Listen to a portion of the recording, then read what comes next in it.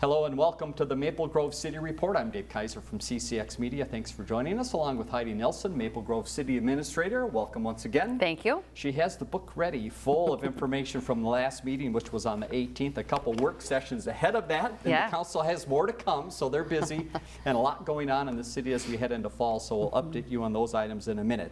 Couple work sessions we mentioned. The first session related to some labor discussions. Give us an overview of that. Yeah, we're going into the season of our union contract negotiations. We have 3 of our 4 contracts up this fall, and so needed to visit with the council just about some union contract strategy, and so we're able to meet in closed session prior to the other work session that we had that evening. We did have a few topics lined up, but we only got through one of them. We're trying to wrap up the discussion of financial contributions to local nonprofits, and again, this has really been triggered by the city being a recipient of the American Rescue Plan funds, the federal funds in response to COVID-19. One of the eligible uses of those funds was to provide funding to nonprofits that were either impacted by the pandemic or provide services directly related to the pandemic. So we did get some direction. This will come back to formalize that at the November 1st meeting, but we did get direction from the council with regard to contributions to ALBA, the Arbor Lakes Business Association. They do a lot of our events, you know, in addition to MGCO, which does Maple Grove Days. So they do a lot of the events, the holiday events here coming up, as well as Cross in support of the food shelf. That's an eligible use of those ARPA funds. The Maple Grove Arts Center, who's been impacted certainly by the pandemic, and then Maria's Voice is an organization. We're actually going to be working with them through some training dollars to bring that domestic violence education and awareness to our staff. So you'll see some of this come back on November 1st to formalize that on the agenda, and then we will bring back that pet leash ordinance and that pet quarantine ordinance for discussion at a future work session, likely in November. Very good. We'll update you those as they come along. Let's now go to the meeting on the 18th. 49 minutes long. One item took most of that time, about half of it, and that was an update item from Age-Friendly Maple Grove. Give us an overview again of what this initiative is, what they've done so far, and what was in the presentation. Yeah, so the Age-Friendly Initiative is really kind of a policy organization of volunteers that really looks at the city's programs and policies and how to view them through kind of an age-friendly lens, if you will. So making sure that our community is really, you know, friendly to, you know, really young people and the older population as well, kind of that 8 to 80 concept. So they provided an update to the council. They've been recently having a lot of discussions around the issues of housing and senior housing. Affordable senior housing certainly is an important component to the city. So we do have a number of different housing initiatives and programs at the city, and so we'll be continuing in our discussions with Age Friendly, but nice to have them come in and provide an update to the city council. And is that something, the presentation, that might be available on the city's website or somewhere else to see? Oh, absolutely. It's in the packet, so in the agenda center on our new website. That's listed there under that item on that council agenda for October 18th. Yeah, lots of valuable information there. Moving ahead to the public hearings on the 18th meeting. First was Shake Shack, watching the progress move along. What was this decision? And they mentioned an opening date. They did. So Shake Shack is right out in kind of at the edge of the shops there, kind of next to Red Lobster. So they were in front of us for an on-sale wine and 3-2 malt liquor license. So procedural item to bring forward that liquor license item, but they are planning to open December 6th. So getting excited for that one to get open over there at the shops. A lot of people watching that. All right, now to a couple annual items that happen on the council agenda, usually this time of the year in October. Delinquent utility accounts, delinquent weed and tree certifications, and some special assessments. Break all of those down for us. What do they mean? Yeah, so as you mentioned, very annual process that we go through to certify delinquent utility accounts, and those get assessed to the taxes then for that property, as well as any delinquent weed or tree certification. So if we have to go out and do a force mow at a property or deal with a tree, that kind of thing, if those bills don't get settled up, then they do get assessed out to those property taxes. And then the public hearing for special assessments is about kind of all the development projects that have occurred throughout the year, public improvements, that kind of a thing. So those get assessed out to those properties that are developing. And I understand the date of November 19th is an important date. So if residents are on one of these lists, and I'm sure they've been notified, they can still contact the city. What's the right process if you find yourself there and want to talk about it and find out more? Yeah, so for for the delinquent utility bill or the weed and tree bill, want to give a call to finance and square up those bills. Finance department can help you with that.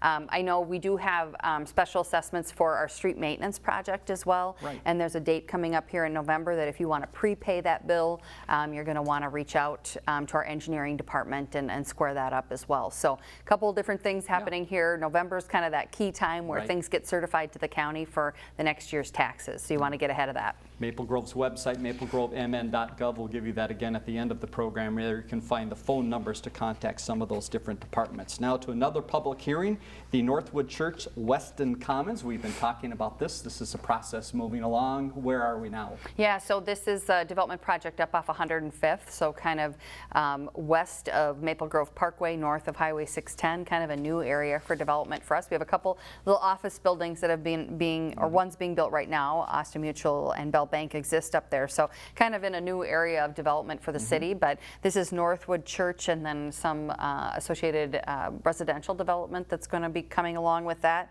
And this is really the public improvements associated with that. So the infrastructure, roads, that kind of a thing. And so a public hearing on those plans, and likely to see some activity on that in the spring.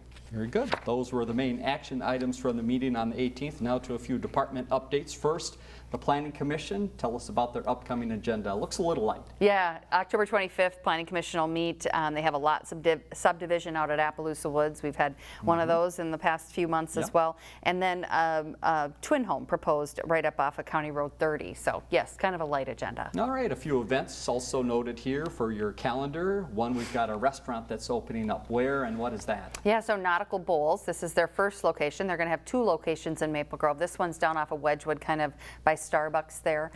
So Nautical Bowls, and then later this winter they'll be opening up another location up at the Grove. A couple of fall related events. The Fall Fest will be on October 30th. That's a Saturday from 10 to 1, and that's located on Main Street. Alba, as I mentioned before, the Arbor Lakes Business Association is leading on that one. Good. And then in the afternoon, Trunk or Treat over at the Community Center, and that's a Parks and Rec program from 1 to 4. So lots of family-friendly events on October 30th in town. Sounds like fun. One other note from Planning and Development is the Crocus development that is on hold for the time being. Is that correct? Yeah, that one we continue to table that one. That was part of our consent agenda earlier that evening. This is the development that's just kind of up north off the Dayton border. So the developer's kind of still working on responding to the council and planning commission feedback on that one. All right, more to come on that. Now to Public Works and Engineering, and it was just a couple words. Jurisdictional transfers. What is that? Heidi, help us out. Yeah, so this has been a long ongoing discussion with Hennepin County. There's a few roads that need to be turned back to Hennepin County jurisdiction, or turned to Hennepin County jurisdiction. Fernbrook Lane from County Road 30 to the north in Maple Grove, as well as Maple Grove Parkway, really from County Road 30 over to the east. So long-standing discussions with the county, and Ken Ashfeld has been trying to get this this over the finish line. So we're kind of re-engaging with county staff on that one. So you might see something come forward to the council on that in the future months. Very good. And your update of the meeting on the 18th, a few things again for the calendars. One is a groundbreaking coming up. We've been talking about this. What facility is opening up here? Yeah, so we have the North Metro Regional Public Safety Training Facility, maybe formerly known as the Range or the North Metro Range. We're expanding that name with this new expanded facility. So we're excited to be celebrating the groundbreaking for that expansion on Thursday afternoon, which is tomorrow, as we're taping this on Wednesday at 2 o'clock in the afternoon. And you'll start to see some activity on that site where we're going to get footings and foundations in this fall and be able to work pretty much through the winter here. So exciting to see this project come together. A lot of this is a project we're doing in collaboration with Hennepin County, and as you might recall, we received state bonding dollars for this one. So a lot of elected officials will be present at this groundbreaking, a lot of people to thank for coming together to make this project possible. So more to come as this project moves forward. Other cities involved in that project as well, so fun joint effort there. One other note, travelers along 94 are happy, and now there's a celebration to show that happiness. What's happening along I-94, and when's the celebration? Well, it's getting better out there. Yes. I think every day. We did have a really bad accident up the corridor the other night that caused quite a bit of backup, through Maple Grove. So hopefully this construction can get wrapped up and ease some of the travel pains out there. But we are going to be celebrating kind of a ribbon cutting for the Maple Grove to Rogers segment of those I-94 improvements, as well as the opening of the Dayton Parkway, the new interchange there, which really provides, when we start to have trouble out on 94, not having anything between Maple Grove Parkway and Rogers really can become an issue. And so this Dayton Parkway will provide another, inlet and outlet to the system for folks out there. So afternoon of November 5th.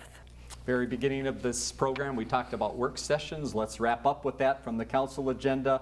What is coming up on some of the work sessions in November? Yeah, so we do have time slated for November 1st and November 15th.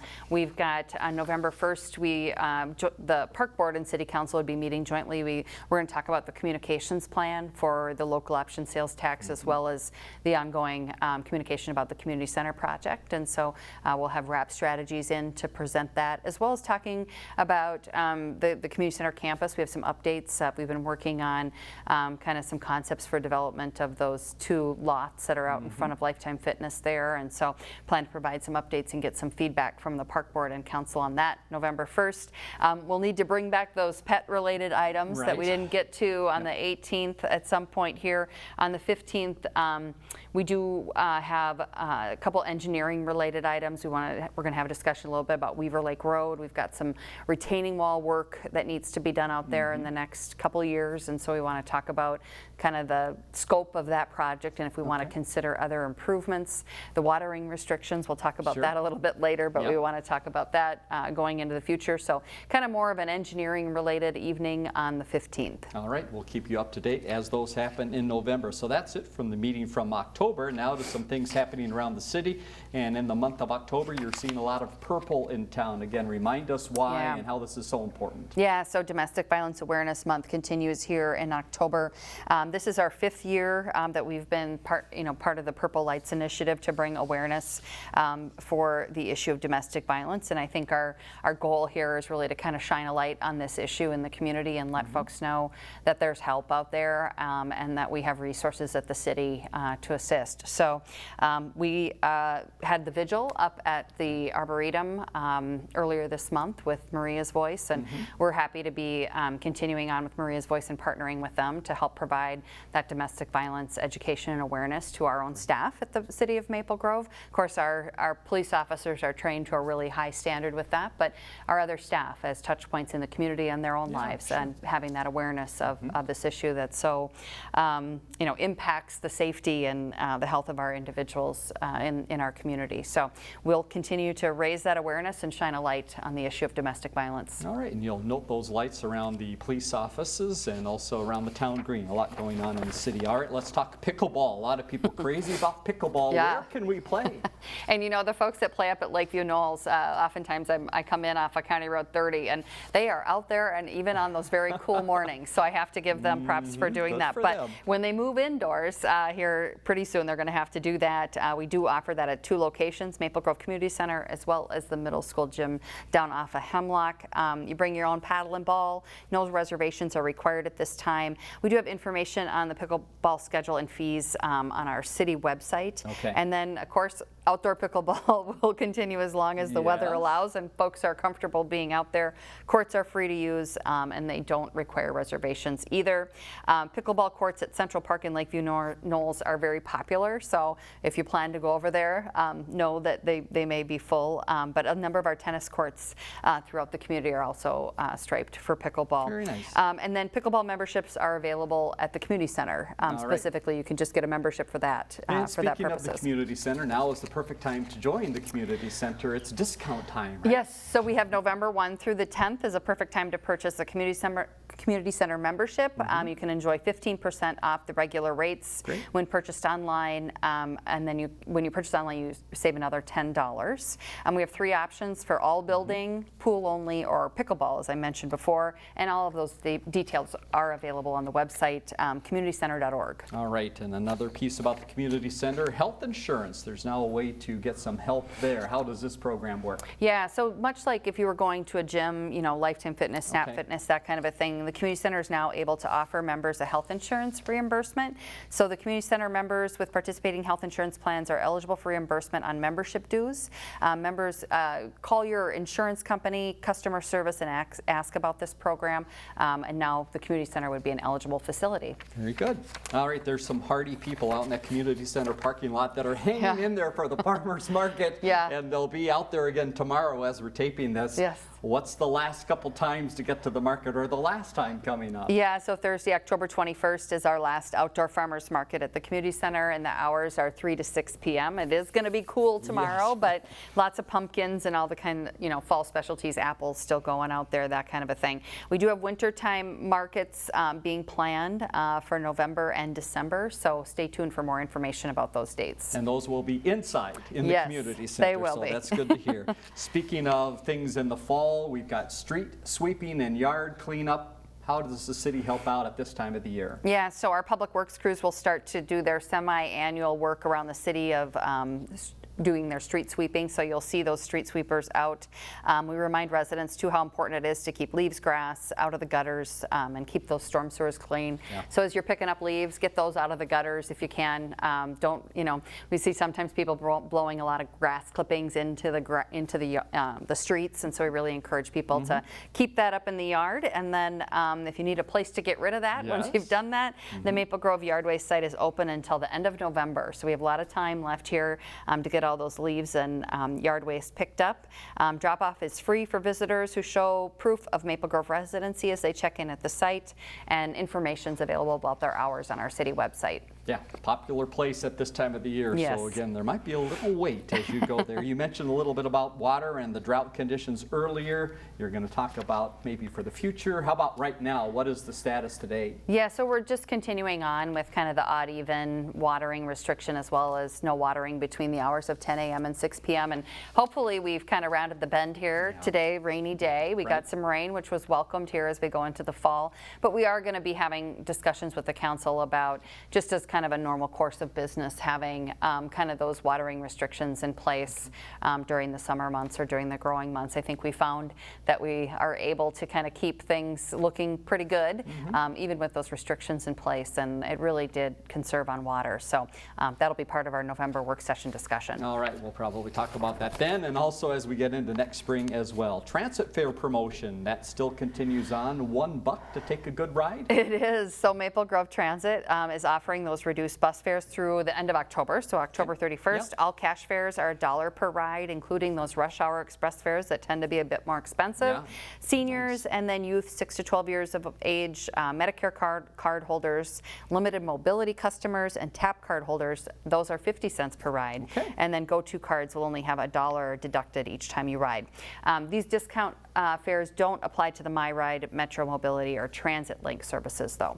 All right, through the city's website, a lot of information there. You can find out that information. Another date for your calendar as we wrap up Thursday the 11th, 9 a.m. What is happening on that day, a special day? Yeah, so Veterans Day, of course, Thursday, November 11th, we have the Osseo Maple Grove Legion and Beyond the Yellow Ribbon group of Maple Grove invite the community to come together that morning at 9 a.m. And this will be, of course, at the memorial over at Central Park. It's kind of located in the southwest corner of that park over there. And so we encourage people to come out. And just a note, city offices will be closed on Veterans Day, November 11th, in honor of that holiday. All right, a lot of information passed along today, and if you would like to find out more, go to the city's website. Let's leave you that information right now, and also the next council meeting, which will be, as you see, Monday, November 1st. MapleGroveMN.gov, the city's website, again, updated, all sorts of good information, ways to connect with the city, so look there. Also, phone number at the bottom of the screen if you need to connect that way. For Heidi Nelson, I'm Dave Kaiser. Thanks for joining us on the Maple Grove City Report.